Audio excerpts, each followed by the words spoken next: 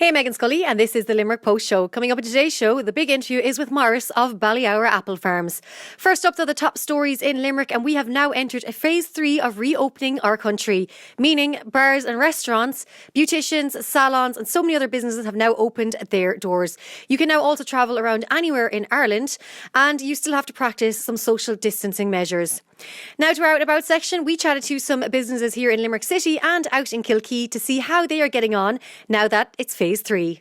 I'm here in Kilkee in the Stella Maris and I'm joined by Martin. You're preparing to reopen Monday. It is phase 3. You can bring people back in. How are you preparing to have people back in the hotel? Well, we're abiding by all the regulations, all the requirements that are out there. We're going to slowly get back into business. We have bookings for accommodation. Brilliant.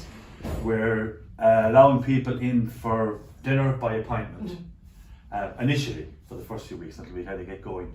And we're like everybody else, we're playing it by ear. But abiding by the rules. I saw as well that the bar is being prepared for the 2 metre spacing Yes. for staff as well, because I know staff are included in the amount of people you can have in at one time. And when it comes to bookings for the hotel, are people allowed to stay from Monday or when can they start staying? Well, all along we've had essential workers stay. Brilliant. So we haven't really been in complete lockdown. And we've had a skeleton staff, mainly myself and Pauline. Other than that, as we roll it out as we're going along, we won't be allowing people into the bar the first week at least, but anybody that stays with us will be allowed a drink with our meal, and probably if we need to use the bar for distancing for food, for serving food, that's what we do. But we won't be allowing people in for a drinking session because the pubs aren't open yet. Yes, that's in July, isn't it? That's in We're all July, waiting yes, that date. yeah. Now, from Monday, people can travel all around the country, which means people of Limerick can come to Clare now and can come to Kilkee. Yeah. What message have you got for the people of Limerick? Well, there's like the rules there all along with the COVID things. Probably constrain people to movement. Yeah. And like everybody else, we all had Kilkee was beautiful, but people couldn't avail of it, unfortunately. The primary school kids of Kilkee did a fantastic video, which will be up on Kilkee by the Sea shortly, welcoming all our tourists, all our visitors from all over the world, especially Limerick, back to Kilkee. And we feel good about a fantastic summer, if the weather picks up a small bit. It has been brilliant weather-wise, the last 3 months have been fantastic. Unfortunately, today is probably one of the damper days we've had. But, Kilkee has a big welcome for everybody. And it must be great as well now that you actually are going to have a summer now, because I think initially people were like, are going to have a summer, but Kilkee, I think, it's such a tourist spot with the beach, with the surfing, with the pollock. There's so much to offer, and thankfully summer is saved. Yeah. And it never looked as good. It looks brilliant. It never looked as good. I think probably the climate has been good to us. Yeah. The earth seems to have rejuvenated itself because of this last 3 months. I mean, you have no planes flying overhead, the skies are clear, the seas immaculate blue, the beach is tidy. So the town looks in pristine condition. Everybody has put their best foot forward, everybody's painting and cleaning and tidying, and a lot of work has been done. So hopefully. So obviously Kilkee is renowned for its nightlife, its bars, its restaurants, but there's so much more to it, and you're going to tell me about your walking tours. Yes, probably for people who do know me from Limerick, maybe in other parts of the country. I used to be a butcher until 2018 for at least 42 years. Oh. And I've changed my job routine. I now do paid walking tours. You can zoom in there, and we have a brochure which deals with 6 walks I do on the loop, which are laid out. We have full insurance to cover. We have permission from all the farmers, and there are different levels of fitness. So we have ones for moderate and more extreme. But we've paid walking tours. If anybody wants something out of the way, unusual, hidden beaches, fantastic coastlines, history, monuments, churches, graveyards, sunken ships, and the odd castle. Brilliant. Well, you know what? I have my runners on for walking, I have my swimsuit on for swimming, so I think it's time to get out and head out and enjoy with Kilkee. Hidden beaches, absolutely. Super, Martin. Thank you so much. Tourism and thank you. I'm here in Kenny Stonecraft and I'm joined by Mike, and here is my little personalised brick. Can you explain exactly what this brick is? So we engrave clay oven baked brick slips, and they're used by schools and sports clubs as fundraisers. So a person buys the brick, the club or school sets the price, we engrave their name, and their message up to a certain number of characters, and then the bricks are mounted on a wall in the club or in the school, indoors or outdoors. They can be used for both, and it's a very good fundraiser for the club or the school. I think it's a great idea too because it's a little momentum, and as you said, if you were in a club or a school, your name will be up on the wall then, hopefully forever. And I think it's just such a simple thing to do. And as I said, it's great to raise money if people are looking to maybe extend or if they're looking to get some fundraising in, especially now since COVID. Yeah, absolutely. A lot of clubs are struggling financially because of the fact that all games have been off for the last few months, and it'll be a while yet before some of them are back on the pitch. And also with schools, a lot of them are struggling for funds, so it's a great idea to fundraise. We've done a couple of them already for local clubs and schools, and they've been very successful. And of course, Kenny Stonecraft here in the heart of Limerick City if you want to order your own brick slips. Sure. And if you want to put this one on your wall, you can happily do it. We need to find a place for this now, so we do. Absolutely, yeah. Hey, Meghann Scully, and this is the Limerick Post Show. We have entered phase 3 of reopening our country. We're here in Catwalk Hair Consultancy and joined by Nisha. What a big week for hairdressers. I know, like even the president is like, yes, hairdressers are back. No, it's been great, and I actually can't believe the support that people have been showing hairdressers, because we might be left behind a little bit sometimes, but like the support everybody has given hairdressers has been really, really amazing. So we're delighted to be back, delighted. I have to say, I think during lockdown, that's one thing that became really apparent, and I think we didn't really expect it, was how much people love going to the hairdressers getting their hair done. Yeah, like it's one little treat that, it's a couple of hours away from the kids or away from work, and just the confidence that when you leave, like it's stuff that you can't really buy. But like although we have kind of had to take away a little bit of the luxury coming to the salon, but still people are just so happy to be back. They would have said we'll come in here at whatever time you say, we will be here. But I'm so happy that my clients waited. They've been so patient, so good, and I'm just happy. Now, I know in normal circumstances, salons would be busy, there'd be loads of hair dryers going and everything, but it's different now because there are certain regulations in place. What have you done to your own salon? So we have divided it up kind of into two sections. There's one downstairs and one upstairs. That's just to make sure that the flow of people is very consistent and it's even, and that we have enough space in between people. We reset kind of maybe 2 times throughout the day, which means everyone just gets a little break, make sure everything is clean and safe and ready to use again. We have 2 sets of everything, so every staff member has 2 drawers full of the exact same utensils. So once they're finished with one, they take out the other one goes straight in for sterilisation. We obviously have partitions then downstairs, and other than that, like it hasn't actually been too bad. I think most hair salons would be really high on hygiene anyway. So it's just one other little thing, but just they've taken to it amazing, like instantly cleaning down as soon as somebody's left and not moving away from that station until it's done, just to make sure everyone's okay. And you mentioned there how clients are just so happy to be back, and like has it been tough trying to get everyone like fit into a slot, or are people being patient? Reasonably. We've had 1 or 2 people, they are trying to work around their work schedule. Yeah. So when they were given an appointment, their work schedule might have changed, and then I don't have much leeway after that. But in general, like we're booked out for the next 4 weeks. Wow. But like most people were happy to stage it over the next couple of weeks, which has been great. Like there was no way that we could open the doors and then just slot people. It wouldn't have been fair on staff. We're opening 7 days a week for the first 3 weeks. We're just working through it. Most people have been amazing. They're just happy that we're back, we're open, there's an appointment in sight. So that's all they care about. I know the problem during lockdown was a lot of people were doing home cuts and home dyes, and a lot of hairdressers were saying, please don't touch it, please leave it.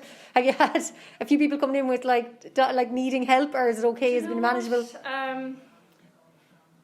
I actually don't care that people have coloured their hair. Yeah. It was a global pandemic. Yeah. People did what they had to do. And I never minded so long as they were on the understanding side when we came back. And that was the only message that I put out there. We haven't seen anything crazy. Not too bad just yet, but we're only a day and a half in. So I'd say there's a lot to come. But I honestly don't care so long as they know there's a process. And they know that most of my clients are well aware of if they do something and it needs correcting, it's not going to happen overnight. But nothing too crazy just yet. I've noticed on social media, even I suppose yesterday, I saw in Dublin a barber's opened at a minute past midnight, which was mad to see, but they had queues. But I've noticed on Instagram and everything, everyone is sharing their new hair transformations. Yes. It's like, it's so funny how like a hairstyle and a haircut can bring such joy to someone's life. Honestly, we had a mom in yesterday. She's an older lady, but her husband's going through a bit of a tough time, and I'm not joking, I'm not exaggerating, but she left here a new woman. It was a little pick-me-up away from everything else that was going on. And I just don't think people understand the confidence and the feel-good factor that's attached to it. It just makes everything better. Hair makes everything better. Good hair makes everything better, but it does. You know, it's a little thing, but it goes a long way. It's so great to see you back open again, and it's so lovely to see, you know, people around town as well, a bit of life in the place, and to see that you're able to bring so much happiness to people's lives simply through a hairstyle. And I'm telling you, mine's due a cut now soon. I've gotten my appointment, so I'm just so excited. And thank you so much, and wish you all the best. Thank you very much. I really appreciate it. Hey, Meghann, Scully, and this is the Limerick Post Show. We're here in Ballyhoura Apple Farms in Kilfin, joined by Morris. I have to say, what a beautiful location you've got right here. Thank you, Meghann. We are, I suppose, situated in first of all, we're in the middle of Munster, so access to various shops and various outlets is easy for us. We're also quite near the Lidl distribution centre and the Aldi distribution centre, so that also makes life a bit easier for us. I suppose I have a history in Kilfin myself. My grandparents were married in the church in 1903, so Oh, wow. we are we've been here for a little we've been here for a little while. It's a beautiful area. It's a picturesque area. It's steeped in history. It's steeped in food culture, going back hundreds of years, like to what was known as the Golden Vein Creamery here in Kilfinnan, where they had award-winning butter and cheeses going back hundreds of years. There's a big tradition of cheese still in the area. There's a big tradition, obviously, of the entire dairy industry in the area. And, you know, the whole food thing in County Limerick is growing and growing very well. So good. I suppose last year there were 3 3-star awards from the Great Taste in England came to the Limerick area between the Be Active Honey, Ballyhoura Mushrooms and ourselves. You know, which I don't think any other county in Ireland can boast, that they got 3 3-star awards at the Great Taste. So, no, we're very proud of Kilfinnan and very proud of the whole food industry in County Limerick at the moment, and the way it's growing and the way it's leaping forward. Now, talk to us about Ballyhoura and setting up your own company and why you set it all up in the first place. I suppose my background was construction. I was in the construction industry both in Ireland and abroad for all my life. I had done some construction work in Churchtown, North Cork, with my partner Jerry Murphy, and we had a bit of land and we planted it, and we planted 5,000 trees there with a view to opening a visitor centre at some stage. But the whole Celtic Tiger thing and the downturn in industry came about, and that changed our plans. We then decided I decided at that stage that I would try to make a business out of the apple juice when the construction industry failed. And we started with plain apple juice, and we started doing a few markets. But I discovered I had a flair for I suppose, inventing new products or coming up with new recipes. So we started with apple juice, and then we came up with apple and beetroot, which was a nice blend. Beetroot, very good for you, very good detox. But should always be blended with something high in vitamin C, therefore the apple juice. We then came up with an apple and parsnip, a nice blend of apple juice and parsnip, goodness of the veg, beautiful taste, and I suppose everything really comes back to the taste. You know, taste is what people come back for. Yeah. So if the taste is right, you know, people will continue to come back for it. The one thing I suppose that we have always or I've always insisted on is that, you know, quality is to the fore. We have never compromised on quality, and we endeavour to have pure and natural products throughout, with a hint of wellness going through the whole line of products that we would do. So then that led us on, I suppose, in a kind of a natural progression to the cider vinegar. The cider vinegar I was doing in small batches and selling quite successfully at the markets. But I saw that there was an opening because the main competitor would have been Bragg's, which is coming in from America. And I said, you know, if we can displace a bit of that and create a couple of Irish jobs, that was our kind of focus. So we started setting up our vinegar plant here. And I suppose we're unique in that we set up the plant ourselves with the help of a good lad at technology and a couple of good stainless steel lads. we put the whole thing together. So we now manufacture our cider vinegar 100% in Kilfinnan with the creation of 7 jobs. Amazing. So, you know, we have had support, I suppose, initially from Musgraves through the Food Academy and through the local Super Values, who got us on the road. But cider vinegar isn't an everyday buy, so we had to get more outlets, we had to get more sales for it. So we then pursued Lidl and Aldi. So we are now happy to say that we are in over 400 stores in Ireland, including Lidl, Aldi, Super Values and Centras. But I've even noticed lately, I've been taking apple cider vinegar for years, but I've seen on social media a definite spike in it, as in everyone now is taking it and everyone's promoting it because, as you said, it's a natural antibiotic and it's like really healthy and really good for you, and everyone really should be taking it. But that's what I've noticed. And people are sharing more and more about their own apple cider vinegar and how they like, as in what they mix it with and different things. So it definitely has become one of those products that everyone now has in their home.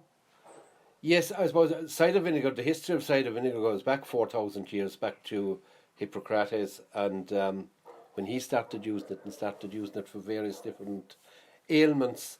I suppose in the 1920s it was pushed even further then by a fellow called Dr. Jarvis in upstate New York, and he wrote a little book, and that sold 2 million copies at that stage.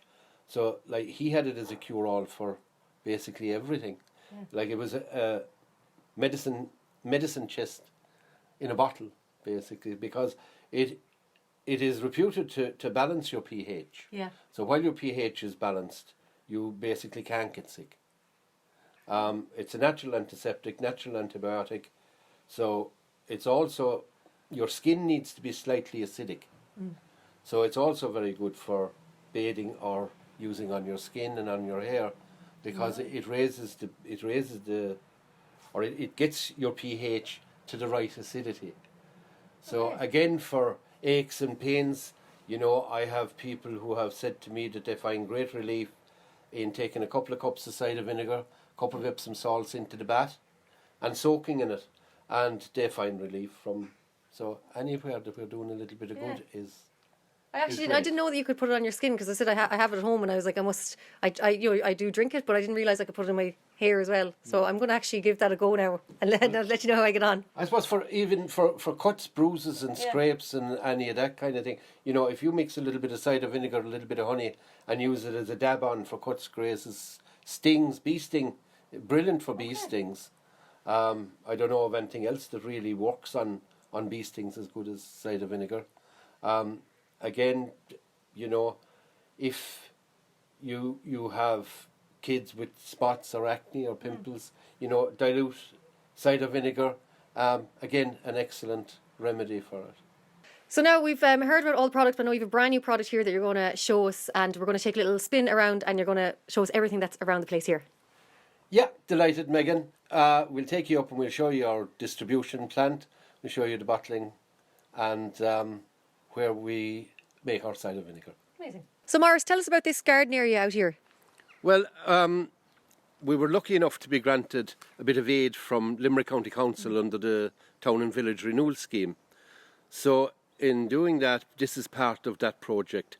So what we're doing here is basically a healing herb garden. Lovely. We use a lot of herbs in our recipes, and I suppose the connection with herb goes back thousands of years, and it all ties in with our local moat, which also goes back thousands of years. We've incorporated a stone circle here, where we've used some local stone, and we will have a little glass house, a little storage shed, and herb beds. Basically, that's what we're working on here. It's absolutely lovely. It's so tranquil here as well, and I love the old wall going around. Yeah, that old wall has been here for a good number of years. I won't say when, but no, it's been here for a good number of years, and it's nice. I like to keep as much character and as much old stuff as we can. It's a beautiful space. Now we'll have to head on and see more of the place. No problem. So now, Morris, I suppose one of the main reasons we came here today as well is to see the brand new product, the lemonade. Tell us all about it. Well, the lemonade is based again on apple cider vinegar. I suppose our idea was, and our idea has been for a while, that the apple cider vinegar is very good for you on a lot of different fronts. Be it anecdotal evidence as opposed to strict facts and strict research on it. Cider vinegar is around for thousands of years. It's a natural antibiotic, natural antiseptic, good for everything from the skin to the hair to your insides. Can you tell that I take it? You're obviously washing your hair with cider vinegar. So I suppose the challenge we had was that a lot of people like the cider vinegar, but they don't like the taste. So we were trying to come up with something that would maybe mask the taste a little bit, so make it easier for people to take. So what we have come up with is this blend, which is our apple cider vinegar lemonade. And in this, we just have apple cider vinegar, pure 100% lemon juice, and pure honey. Lovely. And a sparkling water. So that is the combination that's in this bottle. So it's 100% good, no nasties, no additives, no preservatives, just our own pure cider vinegar, lemon and honey. It's brilliant because apple cider vinegar, I suppose, it's a very acquired taste, and I found when I first started taking it that you have to kind of get used to it after a while. So I can see, and I know a lot of people take it and they know it's good for them, it's like they can't handle the taste. So this is a great option now to have. Well, I suppose the best thing to do, Meghann, is if you take a swig from the bottle and we'll see how you get on. Well, here goes. Oh, I love the smell of apple cider vinegar. Oh, it's lovely. That is really good. Good. See, I could down that bottle now, not a bother. Thanks so much, Morris. No problem. So what we've done at the moment is we've got this out to a couple of local shops to trial it, and we'll see what the reaction is, see what the feedback is, and we'll be ready to go full built in the next couple of weeks. Super. Thank you. Thank you very much. For these stories and so much more, head over to limerickpost.ie/show. I'm Meghann Scully. This is the Limerick Post Show, keeping Limerick posted.